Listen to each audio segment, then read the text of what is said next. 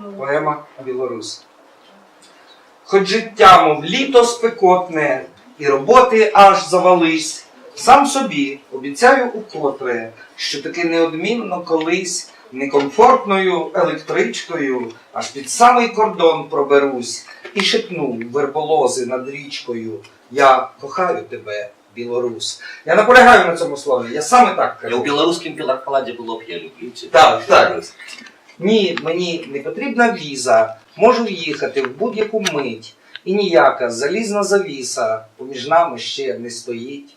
Та кохання, декларування, як вдихання і видихання, справа ніжна і делікатна. І не линуть слова рахманні крізь вікно у вагон-ресторані чи із черева літака. А крізь зарості узлуваті, де все дише, пливе й росте, проказати тобі слова ті, несподівані, терпкуваті, саме так я й хотів, навпростець.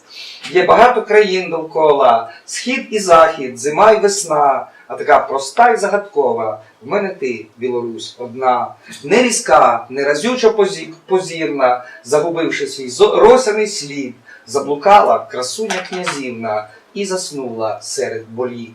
Я давно де попало не пхаю ані слово, ні тіло своє. Тож, якщо я сказав «кохаю», значить так воно справді і є. Бо ні стерти, ні потіснити, ані з мапи тебе, ні з життя. Ось я й пробую пояснити, незбагненне це почуття. Я назвав би тебе батьківщиною, хоч одна вже в мене і є. Такими очима щирими подивилась ти в серце моє.